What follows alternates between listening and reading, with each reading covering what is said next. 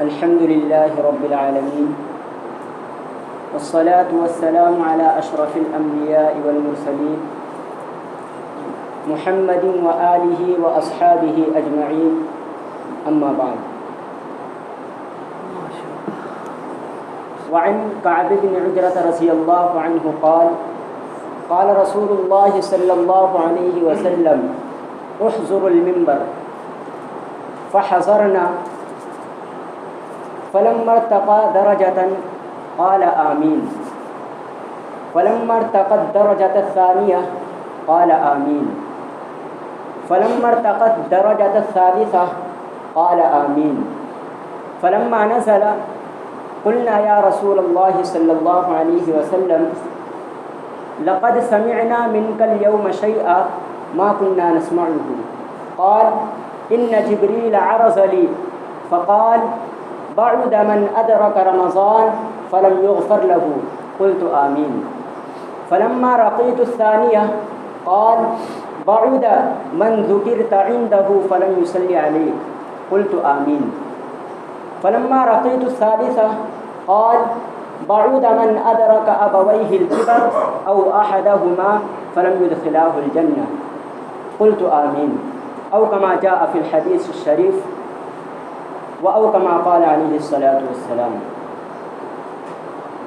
محترم سامعین کرام، گزشتہ جمعے کو ہماری بات چل رہی تھی رمضان المبارک کی اہمیت اور فضیلت کے عنوان پر. آخر میں وقت کی تنگی کی وجہ سے جہاں پر ہم نے بات چھوڑی تھی وہ رمضان المبارک کے بارے میں اس امت محمدیہ کو جو 5 چیزیں مخصوص طور پر دی گئی ہیں یہ ہماری بات چل رہی تھی. تو آج میں آپ حضرات کے سامنے وہی 5 چیزیں اور اس کے بعد ایک حدیث پاک آپ حضرات کو سناؤں گا جس میں حضرت جبرائیل علیہ السلام نے 3 لوگوں کو بددعائیں دی ہیں اور اللہ کے نبی صلی اللہ علیہ وسلم نے ان پر آمین کہا. تو وہ 5 چیزیں جو رمضان المبارک کے بارے میں اس امت محمدیہ کو خاص طور پر دی گئی ہیں، مخصوص طور پر دی گئی ہے، پہلی امتوں کو وہ چیزیں نہیں ملی تھیں. ان میں سے پہلی چیز ہے کہ روزے دار کے منہ کی بدبو اللہ تبارک و تعالیٰ کے نزدیک مشکل سے زیادہ پسندیدہ ہے. اس پر ہم نے ایک مسئلہ بھی بتایا تھا کہ اس سے یہ اشکال ہوتا ہے کہ روزے کی حالت میں مسواک نہیں کرنا چاہیے، لیکن ایسی بات نہیں ہے بلکہ روزے کی حالت میں مسواک کر سکتے ہیں. اور دوسری جو چیز ہے جو مخصوص طور پر اس امت محمدیہ کو رمضان المبارک کے بارے میں دی گئی ہے وہ یہ ہے کہ روزے داروں کے لیے سمندر کی مچھلیاں تک دعا کرتی رہتی ہیں اور افطار کے وقت تک کرتی رہتی ہیں. اس کا مطلب یہ نہیں ہے کہ صرف مچھلیاں ہی دعا کرتی ہیں، نہیں، بلکہ اس کے ذریعے سے یہ بتانا مقصود ہے کہ روزے دار سے اتنی زیادہ محبت کی جاتی ہے. یہ ایک عام بات ہے کہ لوگ اسی سے محبت کرتے ہیں جس کے قریب رہتے ہیں، لیکن روزے دار کی محبت کا یہ عالم ہے کہ آس پاس رہنے والے نہیں، صرف انسان ہی نہیں بلکہ جانور اس کے لیے کیا کرتے ہیں، دعا کرتے ہیں اور اس سے محبت کرتے ہیں. تو اس کا یہ مطلب نہیں کہ صرف مچھلیاں ہی دعا کرتی ہیں، بلکہ بعض روایتوں میں آتا ہے کہ فرشتے بھی اس کے لیے دعا کرتے ہیں. تو دوسری خصوصیت ہے کہ مچھلیاں تک اس کے لیے کیا کرتی ہے، دعا کرتی ہیں. اور تیسری خصوصیت یہ ہے کہ جنت ہر روز ان کے لیے آراستہ کی جاتی ہے، یعنی سنواری جاتی ہے اور سجائی جاتی ہے. بعض روایتوں میں آتا ہے کہ سال کے شروع ہی سے رمضان المبارک کے لیے جنت کو آراستہ کرنا شروع کر دیا جاتا ہے. اور یہ عام قاعدے کی بات ہے کہ جس کے آنے کا جتنا زیادہ اہتمام ہوتا ہے اس کی تیاری اتنی ہی پہلے سے کی جاتی ہے. آپ لوگ دیکھتے ہیں کہ شادی کے اندر مہینوں پہلے سے تیاریاں کی جاتی ہیں کیونکہ اس کا ہمارے اندر اہتمام ہوتا ہے اور اس کے آنے کی ہم کو بہت پہلے سے ہم تیاری کر رہے ہوتے ہیں. تو تیسری خصوصیت ہے کہ جنت کو ہر روز روزے داروں کے لیے آراستہ کیا جاتا ہے. اور چوتھی خصوصیت یہ ہے، یہ 2 تو پچھلے ہفتے ہو چکی تھی، اب جو چوتھی خصوصیت ہے وہ یہ ہے کہ اس رمضان المبارک میں سرکش شیاطین کو قید کر دیا جاتا ہے. یہ اللہ تبارک و تعالیٰ کا بہت بڑا فضل اور انعام ہے کہ اللہ تبارک و تعالیٰ اس ماہ مبارک میں اس رمضان المبارک کے مبارک مہینے میں شیطان کو قید کر دیتے ہیں۔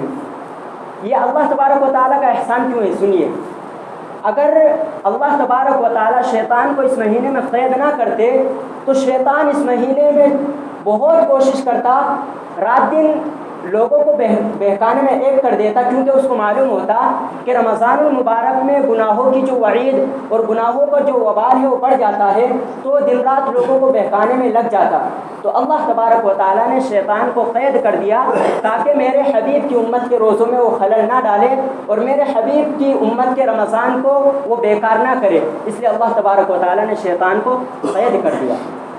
لیکن اس پر یہ اشکال ہوتا ہے کہ جب رمضان المبارک میں شیطان قید کر دیے جاتے ہیں تو پھر یہ جو تھوڑے بہت گناہ ہوتے ہیں، یہ یاد رکھو گناہ ہوتے ضرور ہیں، تو پھر یہ کیوں ہوتے ہیں؟ تو اس کا جواب یہ ہے کہ یہ جو حدیث میں آتا ہے کہ سرکش شیاطین قید کیے جاتے ہیں، یعنی جو سرکش ہوتے ہیں ان کو قید کر دیا جاتا ہے اور جو غیر سرکش ہے ان کو قید نہیں کیا جاتا۔ لیکن کچھ احادیث میں اس طرح بھی آتا ہے کہ مطلقاً شیاطین کو قید کر دیا جاتا ہے، یعنی تمام شیاطین کو قید کر دیا جاتا ہے۔ تو اب اس کا جواب یہ ہے کہ آدمی جب سال پر گناہ کرتے رہتا ہے تو اس کی ایک عادت سی بن جاتی ہے اور اس کی وہ طبیعت سی بن جاتی ہے، تو اب اگر اس کو شیطان نہ بھی بہکائے تو وہ آدمی خود بخود گناہ کر لیتا ہے۔ دیکھیے، تمثیل سے تفہیم میں تسہیل ہوتی ہے، میں بار بار آپ کو یہ بات بولتے رہتا ہوں، تمثیل سے تفہیم میں تسہیل ہوتی ہے، یعنی مثال دینے سے بات کو سمجھنے میں آسانی ہوتی ہے۔ ایک بچہ ہے، اب وہ شروع میں اس کے والد، اس کے ابا اس کو نماز کے لیے لے کر جاتے ہیں، بولتے ہیں، ترغیب دیتے ہیں، اور اگر نہیں سنتا تو اس کو مار بھی دیتے ہیں۔ لیکن یہ ہمیشہ نہیں ہوتا، بلکہ شروع میں اس کو شوق دلانے کے لیے اور اس کے نماز کی عادت ڈالنے کے لیے یہ کرتے ہیں۔ لیکن جب وہ نماز پڑھنے لگ جاتا ہے اور پڑھتا رہتا ہے، جب نماز پڑھتے پڑھتے کچھ دن گزر جاتے ہیں تو اس کی ایک عادت بن جاتی ہے۔ اب اس کو والد صاحب کے مارنے کی ضرورت نہیں ہوتی، اب اس کو والد صاحب کے بولنے کی ضرورت نہیں ہوتی، بلکہ جب وہ اذان سنتا ہے تو وہ خود مسجد کی طرف چل دیتا ہے۔ تو دیکھیں، شروع میں باپ کی ضرورت تھی، باپ نے بولا، اس کو ڈانٹا، مارا تو مسجد کی طرف آنے والا بنا۔ لیکن جب اس کی عادت بن گئی، جب وہ آتا رہا تو پھر اس کی ایک عادت بن گئی، پھر وہ خود بخود مسجد کی طرف آنے لگا۔ تو اسی طرح گناہوں کا حال ہے کہ جب ہم سال بھر گناہ کرتے رہتے ہیں تو ان گناہوں کا اثر رمضان المبارک میں بھی باقی رہتا ہے اور ہم رمضان المبارک کے اندر بھی گناہوں میں مبتلا ہو جاتے ہیں۔ اب ایک اور اشکال ہے، کیونکہ میری عادت ہے کہ جس عنوان پر میں بات کرتا ہوں اس عنوان کے تحت اگر کوئی اشکال ہو، کوئی سوال ہو اور اس کا جواب مجھے معلوم ہو تو میں بتا دیتا ہوں۔ اشکال یہ ہے کہ اللہ تبارک و تعالیٰ اپنے بندوں سے بے انتہا محبت کرتے ہیں۔ کچھ لوگ کہتے ہیں کہ 70 ماہوں سے زیادہ محبت کرتے ہیں، لیکن اس طرح نہیں کہنا چاہیے۔ حدیث پاک میں تخصیص نہیں ہے، اس کو اپنی طرف سے خاص کر لینا یہ بات درست نہیں ہے۔ ہم نے ایک بیان میں بول دیا تھا کہ اللہ تبارک و تعالیٰ 70 ماہوں سے زیادہ محبت کرتے ہیں، تو ہمارے استاد محترم نے فوراً ہم کو دارالعلوم دیوبند کا فتویٰ بھیجا جس میں یہ بات لکھی ہوئی تھی کہ اس طرح سے کہنا درست نہیں ہے کہ اللہ تبارک و تعالیٰ 70 ماہوں سے زیادہ محبت کرتے ہیں، بلکہ اللہ تبارک و تعالیٰ اپنے بندوں سے خوب محبت کرتے ہیں۔ تو جب اللہ تبارک و تعالیٰ اپنے بندوں سے محبت کرتے ہیں تو پھر اللہ تبارک و تعالیٰ نے اپنے بندوں کا جو دشمن ہے وہ کون ہے؟ شیطان۔ پھر شیطان کو پیدا کیوں کیا؟ جواب اس کا یہ ہے کہ اللہ تبارک و تعالیٰ اگر شیطان کو پیدا نہ کرتے، شیطان کو نہ بناتے، تو اللہ تبارک و تعالیٰ کو پتہ کیسے چلتا کہ بندہ مجھ سے محبت کرتا ہے، بندہ میرے احکام کے مطابق زندگی گزارتا ہے یا کسی دوسرے کے کہنے پر چلتا ہے؟ اب دیکھیں، اگر شیطان نہ ہوتا، کوئی بہکانے والا نہ ہوتا اور اللہ تبارک و تعالیٰ حکم فرماتے نماز پڑھو، روزہ رکھو، تو اب جب کوئی بہکانے والا نہیں ہوتا، کوئی روکنے والا نہیں ہوتا، تو ظاہر سی بات ہے بندے اللہ تبارک و تعالیٰ کی عبادت ہی میں لگے رہتے۔ تو اللہ تبارک و تعالیٰ نے اس لیے پیدا کیا کہ میں بندے کو کہوں کہ نماز پڑھ اور شیطان اس کو کہے کہ نماز مت پڑھ، تو بندہ کس کی سنتا ہے؟ میری سنتا ہے یا پھر شیطان کی سنتا ہے؟ تو اس میں اللہ تبارک و تعالیٰ آزمانا چاہتے ہیں، تو اس لیے اللہ تبارک و تعالیٰ نے شیطان کو پیدا کیا اور شیطان کو بنایا۔ اور پانچویں خصوصیت جو رمضان المبارک کے بارے میں اس امت محمدیہ کو خاص طور پر دی گئی ہے وہ یہ ہے کہ اللہ تبارک و تعالیٰ رمضان المبارک کی آخری رات میں روزے داروں کے لیے مغفرت عطا فرماتے ہیں، ان کی مغفرت فرما دیتے ہیں۔ اب چونکہ شب قدر کی بہت بڑی فضیلت ہے تو صحابہ کرام رضی اللہ عنہم کو ایسا لگا کہ شاید یہ جو مغفرت کی رات ہے جس میں اللہ تبارک و تعالیٰ مغفرت فرماتے ہیں، ہو سکتا ہے وہ شب قدر ہی ہو۔ تو صحابہ اکرام رضی اللہ عنہم نے پوچھا کہ اللہ کے رسول صلی اللہ علیہ وسلم کیا وہ شب مغفرت شب قدر ہے؟ تو اللہ کے نبی صلی اللہ علیہ وسلم نے فرمایا نہیں، بلکہ شب قدر کے فضائل الگ ہیں، شب قدر کی فضیلتیں الگ ہیں۔ یہ تو ایک عام قاعدے کی بات ہے کہ مزدوری اس وقت دی جاتی ہے جب مزدور اپنا کام پورا کر لیتا ہے۔ تو جب بندے رمضان المبارک کے پورے روزے رکھتے ہیں، تراویح کا اہتمام کرتے ہیں، تو اللہ تبارک و تعالیٰ رمضان المبارک کی آخری رات میں ان کی مغفرت فرما دیتے ہیں۔ تو یہ 5 چیزیں تھیں جو رمضان المبارک کے بارے میں اس امت محمدیہ کو خاص طور پر دی گئی تھی۔ اب کیا آپ کو معلوم ہے کہ اللہ تبارک و تعالیٰ نے ہم کو رمضان المبارک کیوں عطا فرمایا؟ ہر چیز کا ایک مقصد ہوتا ہے۔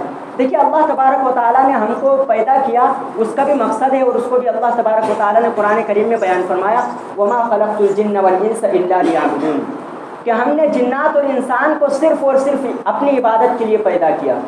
تو ایک تو مقصد یہ ہے کہ اپنی عبادت کے لیے پیدا کیا، اور دوسری جگہ اللہ تبارک و تعالیٰ فرما رہے ہیں ان اللہ اشترى من المؤمنین انفسهم واموالهم بان لهم الجنہ، کہ اللہ تبارک و تعالیٰ نے مومنوں کے جان مال کو خرید لیا، کس کے بدلے میں؟ اس بدلے میں کہ ان کو جنت ملے گی، بان لهم الجنہ۔ تو دیکھیے ایک تو مقصد ہے دنیا میں بھیجنے کا عبادت، اور دوسرا اللہ تبارک و تعالیٰ نے ہمارے جان مال کو خرید لیا۔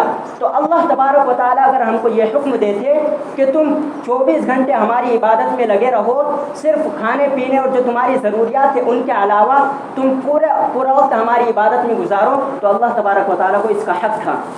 لیکن اللہ تبارک و تعالیٰ نے ایسا نہیں فرمایا، بلکہ ہم کو اجازت دے دی کہ تم ہمارے ان احکام کو بجا لانے کے بعد، نمازوں کی پابندی کے بعد، اور اسی طرح رمضان المبارک کا مہینہ ہے تو روزے رکھنے کے بعد جو تم کو خالی وقت بچتا ہے تم اس میں اپنے لیے حلال روزی کما سکتے ہو، لیکن اتنی بات یاد رکھنا کہ صرف حلال ہی کما سکتے ہو، حرام کی آپ کو اجازت نہیں ہے۔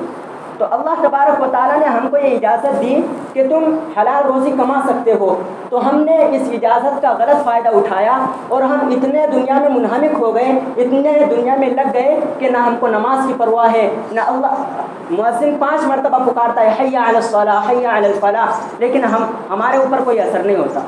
تو اللہ تبارک و تعالیٰ کے اجازت دینے کا ہم نے غلط فائدہ اٹھایا۔